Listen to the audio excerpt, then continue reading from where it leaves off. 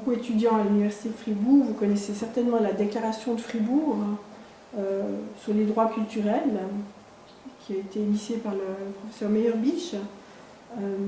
Et elle est vraiment rendue nécessaire parce que justement une partie de l'humanité est privée non seulement de l'accès à la culture comme partage et moyen d'expression, mais aussi de la reconnaissance qui fait son identité et de ce qui contribue à sa dignité en donnant du sens à sa vie humaine. En convergence, la vision inclusive s'insurge contre l'idée que le patrimoine humain et social soit le privilège des bien portants, de ceux qui bénéficient provisoirement de leur intégrité physique, avant qu'un accident ou la vieillesse ne vienne les en priver. Le deuxième axiome, c'est que l'exclusivité de la norme, c'est personne, et la diversité, c'est tout le monde. La norme, c'est une construction culturelle qui repose sur le besoin de catégorisation de l'être humain. Est-il des miens? Est-il en autre? Est-il source potentielle de danger? Nous passons notre temps à catégoriser et réduire. Cependant, l'expérience de la rencontre humaine nous montre que seule la complexité existe et que nous sommes tous beaucoup plus que ce que nous laissons paraître. La référence à la norme sert souvent à justifier les rapports de domination et de violence. Charles Gardot dit « Les personnes en situation de handicap ne relèvent pas d'un type humain à part. Comme tous les êtres humains disséminés sur la planète, elles sont des variations sur un même thème, le fragile et le singulier. Elles ne sont pas d'étranges étrangers derrière des allures bizarres, floues, désaffectivées, lointaines, qu'on identifie à leur syndrome. Il n'existe aucune différence de nature fondamentale entre elles et les autres. » Et ça fait partie de mes convictions les plus profondes. Être réduit à sa déficience, être défini par sa déficience comme étant ce qui fait notre essence est la pire des discriminations. En niant la complexité de l'être humain pour définir l'individu ou une catégorie d'individus par leurs caractéristiques, que ce soit les aveugles, les sourds, les trisomiques, on justifie des discriminations au nom d'une catégorisation. Mais on pourrait ajouter dans la même ligne les obèses, les femmes, les noirs, et là on rejoint des mécanismes bien connus de sexisme ou de racisme. Derrière tous ces processus se cache un certain déni d'humanité. Créer des catégories en mettant l'accent sur la différence permet de justifier la discrimination. Et l'histoire regorge d'exemples tragiques de ce mécanisme.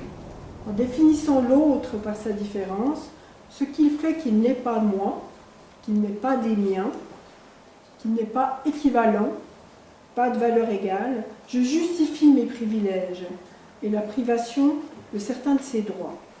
Je me protège aussi de l'empathie, de ressentir sa souffrance en le maintenant dans une lointaine altérité. Alors non, le handicap n'est pas une culture, comme être noir n'est pas une culture, ni une identité. La discrimination, par contre, est une expérience humaine qui est trop largement partagée, et je ne pense pas qu'il soit souhaitable d'en faire une culture.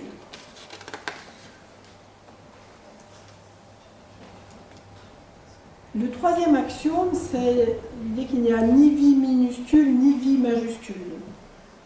Il n'y a pas plusieurs humanités, l'une forte, l'autre faible, l'une à l'endroit, l'autre à l'envers, l'une éminente et l'autre insignifiante, mais une seule, dépositaire de notre condition universelle, au cœur de laquelle niche la vulnérabilité. Nous sommes tous entre en plus et en moins, entre l'infime et l'infini. La stratification entre les vies ne tient pas plus que celle entre les cultures. C'est aussi de Charles Gardot, pas moi qui ai écrit comme ça. Cette conviction est le fondement de notre motivation à accompagner les résidents à la Fondation de Berlin, c'est-à-dire la reconnaissance de leur humanité et de leur valeur intrinsèque. Et dans cet accompagnement, nous restaurons la dignité de notre société. D'ailleurs, on pense très souvent que le handicap est une réalité lointaine et qui concerne qu'une petite partie de la société. Juste comme ça, parmi vous, qui a un proche, un parent, un fils, un oncle, une tante, un frère, un cousin qui est concerné par le handicap? Et qui parmi vous a un ami, un voisin, un collègue dont un des proches est concerné par la situation de handicap? C'est tout le monde. C'est nous tous, nous sommes tous concernés. Le quatrième axiome, c'est que vivre sans exister est la plus cruelle des exclusions. Exister est ce qui caractérise l'homme, vivre ce qui caractérise l'animal. Il y a quelque chose d'infiniment cruel à garantir le droit de vivre sans reconnaître celui d'être un être humain à part entière, sans pouvoir exercer sa créativité, sans reconnaître ses désirs, en se contentant de satisfaire les besoins de base, en n'étant pas reconnu en tant que personne humaine avec son histoire personnelle, singulière, acteur de sa vie. À la Fondation Bernan, on met beaucoup d'accent sur le fait que chaque personne ait son propre projet de vie. Et puis, comment mettre en place les conditions favorables. Alors, des fois, le hasard nous aide un peu. Je voudrais vous parler de l'histoire de Charlie et Catherine. Charlie et Catherine se connaissent depuis très longtemps parce que le monde des personnes avec une déficience intellectuelle est un petit monde. Ils se sont côtoyés à l'école, ils se sont côtoyés dans des loisirs, et puis ensuite ils se sont perdus de vue. Et à un moment donné, Charlie, qui vivait avec son père, a dû trouver un lieu de vie, parce que son père devenait trop âgé, et il est entré à la Fondation Bernan dans un appartement situé à Lausanne. Et puis dans le foyer à côté, il y avait Catherine, qui vivait là depuis déjà une bonne dizaine d'années. Et à un moment donné, il y avait une place dans l'appartement avec Charlie, et elle a tout à coup eu l'idée de dire, mais moi je pourrais peut-être aussi, vu que lui il y arrive et qu'elle le considérait vraiment comme quelqu'un qu'elle connaissait bien, qui était son père, si lui il peut, moi je peux. Elle a demandé à aller vivre à l'appartement. Et ce couple s'est installé, ses compagnons se sont installés, et très rapidement on s'est aperçu qu'ils s'étaient transformés en couple. Et de là, ils ont d'abord émis l'envie de partager la même chambre, puis d'avoir un grand lit, et puis d'être reconnus comme couple, et puis de faire une cérémonie pour se marier. Là, ils se sont heurtés à des problèmes de succession financière, qui fait qu'ils n'ont pas pu accéder au mariage civil, parce qu'évidemment que monsieur ayant beaucoup de fortune, s'il s'était marié, c'est madame qui aurait hérité. Et là, il y a eu un gros conflit d'intérêts avec sa famille. Et on a eu un gros travail à faire d'autodétermination parce qu'on a été pris entre l'envie de lutter pour le droit de Charlie à se marier et tenir compte de ses loyautés avec sa famille. Alors le travail, c'était de dire dans l'autodétermination les enjeux, à qui je transmettrai ma fortune, qui héritera de moi si je suis mariée, si je ne suis pas mariée, et puis est-ce que je suis prêt à revendiquer mes droits? Est-ce que je suis prêt à vivre le conflit avec ma sœur, avec mon frère? Et lui, très clairement, il a positionné les choses de manière très claire que c'était un prix qu'il ne voulait pas payer. Pour eux, c'était important d'être reconnu en tant que couple et de pouvoir partager une vie commune, mais qu'ils ne voulaient pas mettre en danger ses relations familiales. Et l'autodétermination, c'est ça aussi. C'est pouvoir choisir ses dépendances. Et être conscient de ses propres loyautés. Et puis ensuite, pour eux c'était un peu compliqué parce que juste avant qu'il y ait cette cérémonie, il y a eu un diagnostic de maladie d'Alzheimer qui s'est posé pour lui. Alors, dans un moment où ils étaient tout à la joie des préparatifs, des invitations, de la décoration de l'église, etc., tout à coup s'est posé la question de se dire, mais est-ce qu'on a le droit de ne pas dire, nous qui savions vers quoi ils allaient aller? Et notre question, c'était de travailler avec eux, toujours dans l'autodétermination, de faire prendre conscience à Catherine et à Charlie surtout à elle, quel était son engagement. Et du fait que aujourd'hui c'était lui l'homme fort qui l'accompagnait et qui la sécurisait, et puis demain ce serait elle qui serait sa compagne et qui par moment aurait besoin de devenir sa facilitatrice pour lui permettre de continuer à vivre, et de manière plus ou moins indépendante. Et elle a très clairement fait le choix de dire, je trouve avec beaucoup de sagesse, elle disait, mais nous on est des handicapés, on sait s'aider.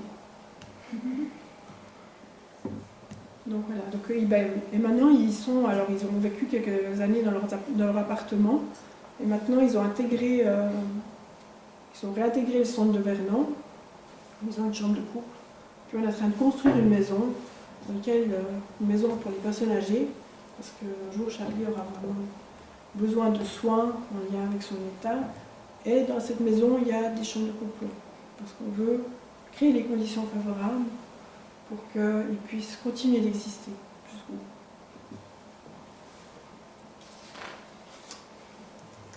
Le 5e axiome, c'est la société humaine n'est rien sans des conditions d'équité et de liberté. Il n'y a pas des droits à géométrie variable. On n'a pas un peu droit à la citoyenneté, un peu droit à la scolarité, un petit peu droit au travail, voire pas du tout pour certaines catégories, parce que particulièrement atteintes dans leur intégrité physique. L'équité des droits, elle est intimement liée à l'effectivité. Pour autant, l'équité des droits, c'est pas tout le monde fait la même chose. C'est pas toutes les personnes avec un QI supérieur à 70 vont vivre en appartement en ville. Parce qu'on est obligé de tenir compte de la singularité de chaque personne, de ses désirs et de ses aspirations. Sinon, on entre dans un système qui est de nouveau normalisant et totalitaire.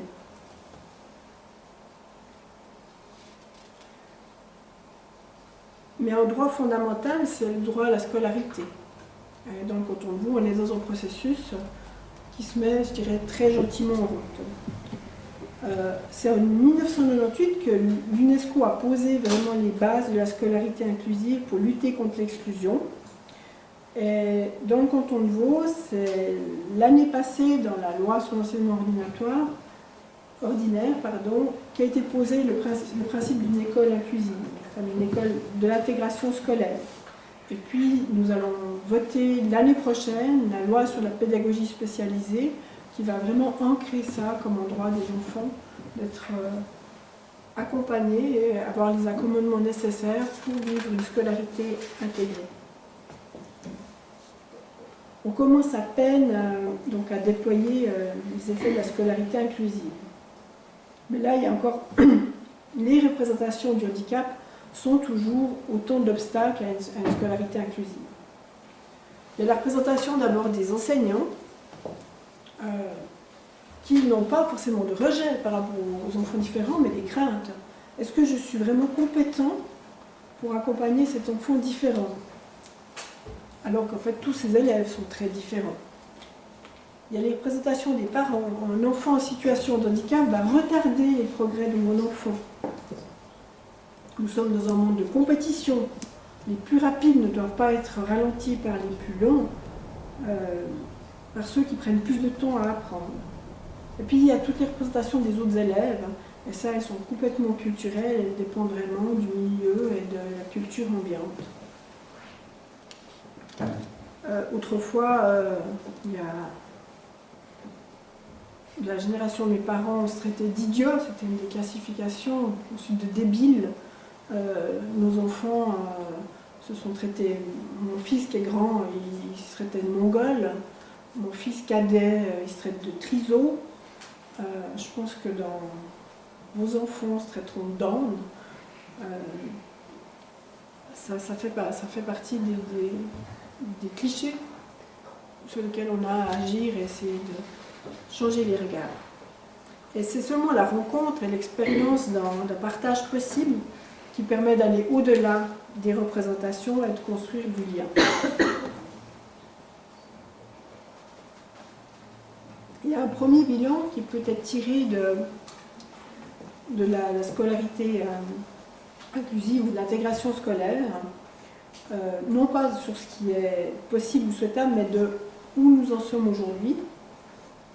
Et c'est à nouveau à Fribourg que nous trouvons une recherche très intéressante de Rachel Sermier, qui a fait sa thèse de doctorat sur les effets de l'intégration scolaire sur les apprentissages d'enfants ayant une déficience intellectuelle. Elle a fait une étude comparative de différentes recherches.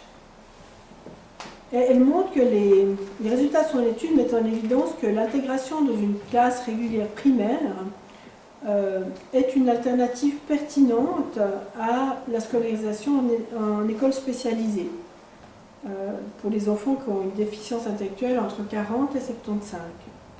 Que l'intégration permet à ces enfants de faire légèrement plus de progrès dans la langue enseignée, autant de progrès en maths, et que leur comportement adaptatif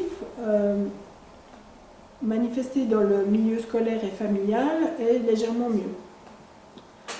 Il y a beaucoup d'études internationales qui vont dans ce sens et qui concluent une absence de la supériorité d'une scolarisation séparée par rapport à la scolarité intégrative. En tout cas en ce qui concerne le développement des performances scolaires et des habiletés adaptatives.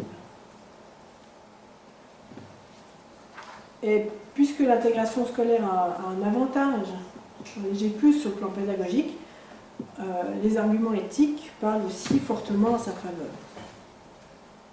On devrait donc la préférer à des solutions plutôt séparatives pour les enfants qui ont une déficience intellectuelle et des besoins de soutien.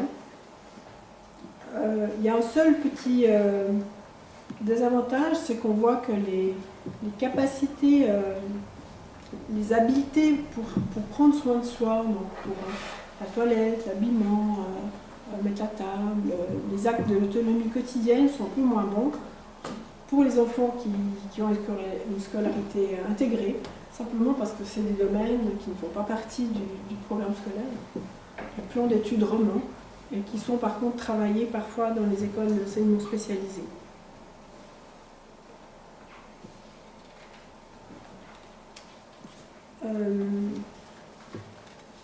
Il y a eu aussi des études qui, dans son étude, elle relève aussi que ce n'est pas forcément que les enfants avec les QI les plus élevés qui profitent vraiment de l'intégration scolaire, que ça profite à tous les enfants, même ceux qui ont des QI plutôt bas. Et donc, ça vaut la peine d'intégrer un maximum d'élèves.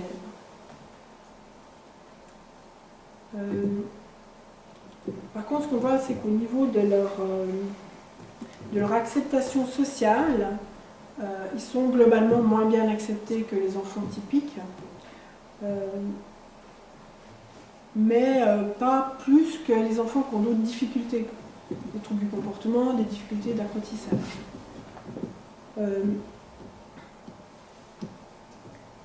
Ce qu'on montre, c'est que ce qui apparaît, c'est que l'acceptation sociale dépend aussi beaucoup de l'environnement de l'école et que de l'information et de la formation des autres élèves.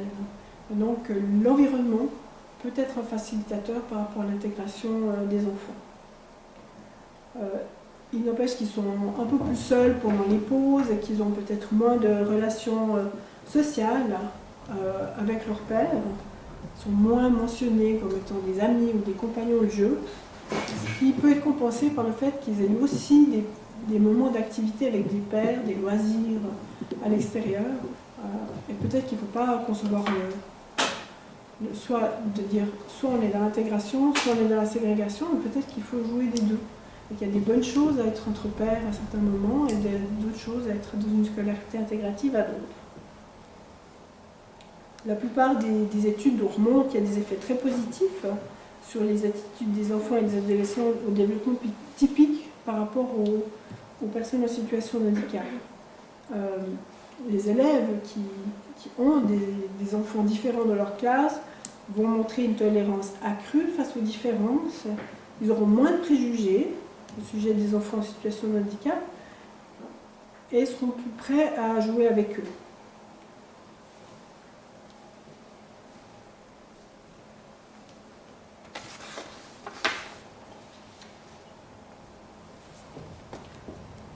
Alors au-delà des effets positifs de l'intégration scolaire sur les attitudes de leurs pairs au développement typique, c'est c'est souvent les effets négatifs qui préoccupent les parents. Est-ce que vraiment ça nuit à une bonne scolarité?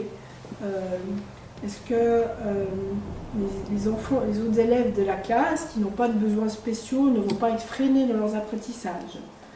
Et il y a plusieurs recherches qui se sont penchées sur ces aspects-là et qui montrent qu'il n'y a pas d'effet négatif sur les progrès scolaires, quel que soit le type d'enfant typique. Que ce soit des enfants très performants, des enfants qui ont une performance moyenne ou une performance plutôt limitée, on ne mesure pas d'effet sur le résultat scolaire avec une intégration d'enfants à besoins spéciaux.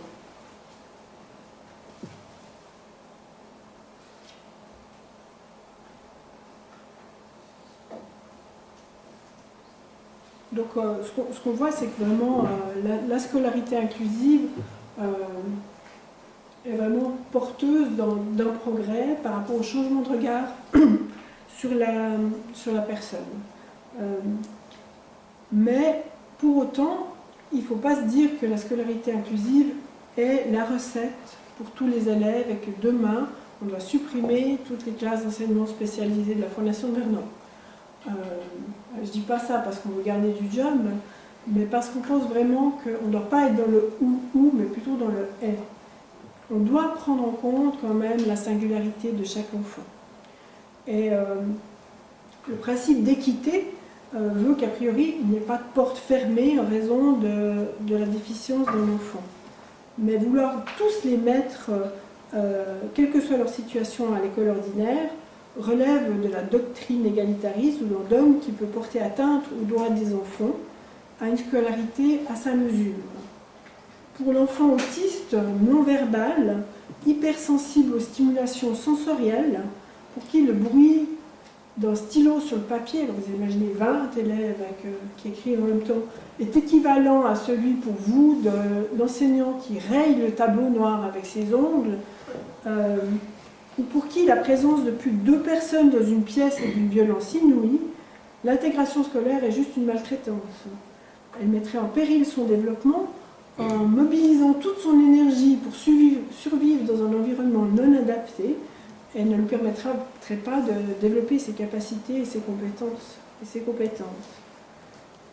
Mais pour autant, ça ne veut pas dire que les enfants autistes ne doivent pas aller à l'école, parce que pour beaucoup, ils arrivent à mobiliser des capacités d'adaptation et à profiter de cet environnement, pour autant que l'on fasse les accommodements nécessaires.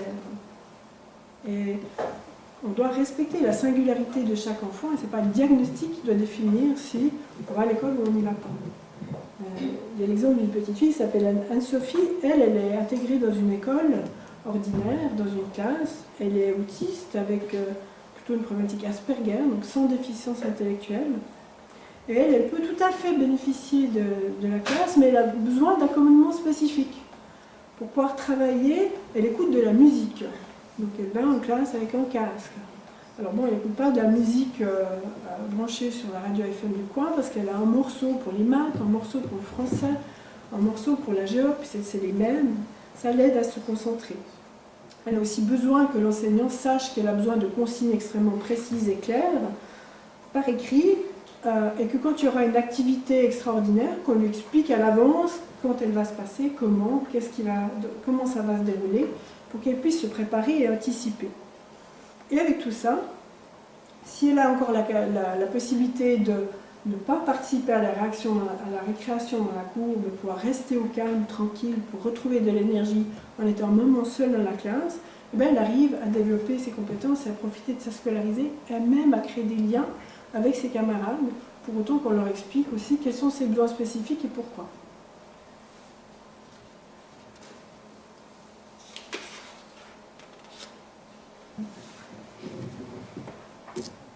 Il ne s'agit pas d'appréhender la scolarité inclusive sur le principe du radiateur, c'est-à-dire on prend l'enfant en situation de handicap dans une classe ordinaire, on le pose à côté du radiateur, et puis on espère que par la chaleur ambiante, on va infuser la connaissance. Les besoins spécifiques des enfants nécessitent une pédagogie spécialisée. Des compétences et des expertises qui ont été construites pour les enseignants spécialisés au fil du temps. Et ces compétences-là doivent être apportées à l'enfant, même s'il est dans un milieu scolaire ordinaire. Donc on doit vraiment concevoir que peut-être un jour les écoles d'enseignement spécialisé seront moins nombreuses, mais que les enseignants spécialisés seront toujours aussi nombreux à intervenir, mais hors les murs, pour apporter ces compétences et cette expertise. Pour certains enfants, ce sera une intégration à temps partiel, un petit moment. Pour d'autres, un soutien pédagogique spécialisé dans les classes. Pour d'autres encore, c'est du co-enseignement. C'est qu'on fusionne deux classes, et dans les classes, il y a un enseignant ordinaire, un enseignant spécialisé, qui donne des cours à l'ensemble du collectif. Et on remarque dans ces expériences souvent très positives que ça permet notamment d'accompagner des enfants qui auraient été à risque d'exclusion du système scolaire, parce que justement ils bénéficient des compétences à accompagner des enfants différents. Il faut savoir développer un continuum de prestations pour pouvoir vraiment s'ajuster à des besoins individuels. Alors on perçoit bien que la scolarité inclusive, c'est le socle d'une société plus inclusive, et que le regard des enfants qui ont vécu la diversité sera plus ouvert, plus tolérant, que ceux qui ont été rassemblés dans quelque chose avec la plus grande similitude possible. Le mélange des moins et des plus performants, si la pédagogie est adaptée à la diversité, profite à tous. Et les enfants seront les ambassadeurs de la société inclusive. Mais on doit quand même être conscient que ces pionniers, qui ont aujourd'hui 4 ou 5 ans, dans 10 ans, au terme de leur scolarité inclusive, ils vont aspirer à se former et à accéder au monde du travail ordinaire. Or, si quand ils arrivent à l'âge adulte, ils sont confrontés au monde de l'entreprise, qui est dirigé par la génération précédente, qui a grandi dans une scolarité avec de la ségrégation, qui est pétrie d'a priori, de préjugés, et d'une vision où seuls les plus performants ont leur place, le choc sera d'une brutalité absolument insupportable. Et il y a urgence, si nous voulons être responsables, à prendre conscience aujourd'hui de ces enjeux, si on ne veut pas être responsable que les plus vulnérables soient demain une génération martyre. Les expériences professionnelles montrent que les personnes handicapées ont des taux d'absentéisme moins élevés que les personnes bien portantes, que la présence dans une équipe d'une personne déficiente intellectuelle, par exemple, est perçue comme améliorant l'ambiance et la motivation de tous. Mais là aussi, attention au principe du radiateur. Le succès d'une insertion professionnelle passe par de l'information, passe par le développement de la capacité de l'environnement à comprendre les besoins spécifiques de la personne et de mettre en place les accommodements nécessaires. Le défi est vraiment important. Le monde du travail devient chaque année encore plus une exclusivité réservée aux plus performants. On travaille beaucoup autour de l'excellence. Les postes de travail sociaux deviennent de plus en plus rares. Le mouvement d'exclusion du monde professionnel s'accentue. Les moins rapides, ceux qui passent une phase difficile sur le plan privé ou qui ont des problèmes de santé, en sont relativement rapidement exclus. La responsabilité sociale de l'entreprise est souvent mise à mal face aux besoins de compétitivité. On a vu cette évolution dans les ateliers protégés, créés pour des personnes avec une déficience physique ou intellectuelle ou sensorielle. Elles ont accueilli dans les années 80 de plus en plus de personnes avec des troubles psychiques qui ne résistaient pas à la pression du milieu du travail. Puis dans les années 90, c'était les chômeurs en fin de droit, trop vieux pour être casés, qui étaient là, qui étaient à l'AI.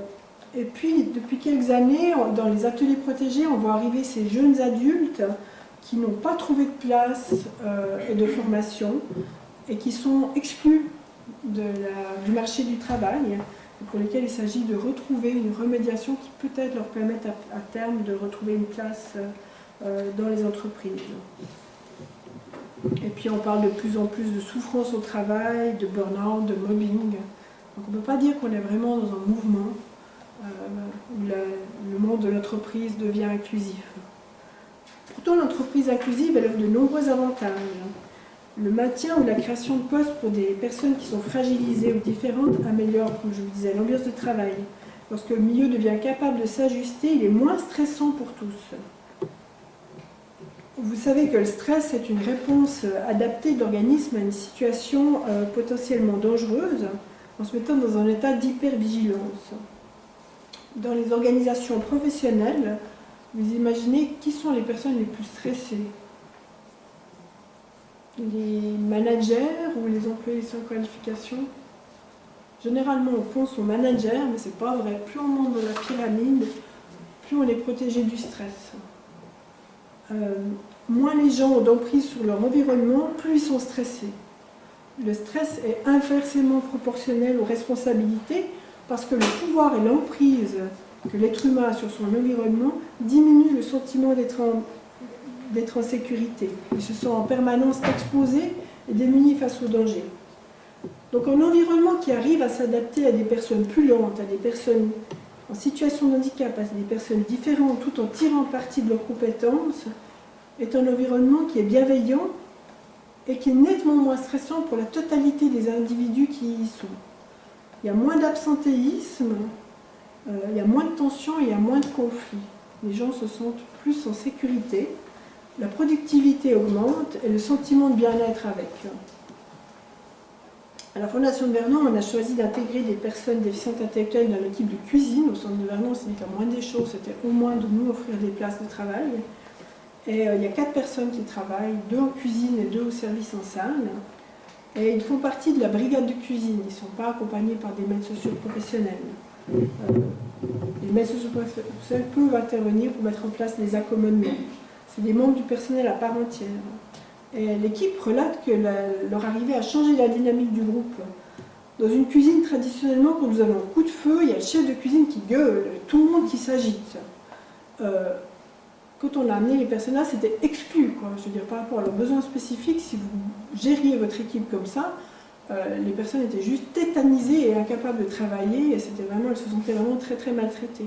Donc le chef de cuisine a dû s'adapter à ces nouvelles circonstances et trouver d'autres moyens, moins traditionnels, de communiquer avec ces personnes-là, mais avec leur équipe, avec son équipe. Et du coup, l'ambiance de travail a changé, et l'entier des personnes relate un véritable mieux-être, une ambiance plus détendue. Et je trouve personnellement qu'on mange de mieux en mieux à la Fondation de Vernon.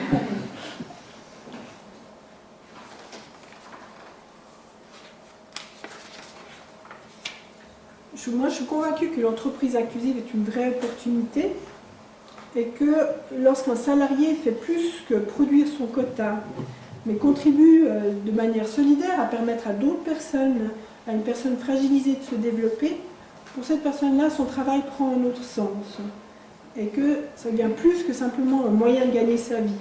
Ça développe un sentiment de fierté et d'appartenance à l'entreprise qui est bénéfique à son fonctionnement. La société inclusive, ce n'est pas une mode, à mon avis, c'est une vraie alternative et un projet de société. Une alternative à une société de compétition et d'exclusion. Un nouveau modèle de société pour penser ces sociétés ensemble pour tous. Elle redonne du sens à ce que nous faisons ensemble en permettant de créer un chez-soi pour tous. On est à la recherche d'un nouveau projet, d'une nouvelle perspective qui nous redonne espoir dans une société non pas égalitaire, où c'est la même chose pour tous, mais basée sur l'équité, les mêmes droits pour tous. Une société qui sait prendre en compte la diversité et offrir les plans inclinés pour que chacun accède au patrimoine social et humain dont nous sommes tous les héritiers et dépositaires. C'est impossible? Peut-être, mais c'est d'autant plus nécessaire. Et nous avons d'autant plus la responsabilité de nous y atteler et d'y mettre notre énergie que nous vivons dans un pays dont le préambule de la Constitution dit « La force de la communauté se mesure au bien-être des plus faibles de ses membres ». C'est quand même assez formidable de se dire que c'est dans la Constitution de la Suisse, et quelque part, on peut quand même avoir une certaine fierté, malgré tous les clichés qu'on a sur notre pays, et sur la ségrégation, le manque de tolérance, etc., que nos élus politiques, qui représentent le peuple, aient mis cette phrase dans le préambule de notre Constitution. Voilà. Je vous remercie, je suis à la discussion pour les questions. Merci.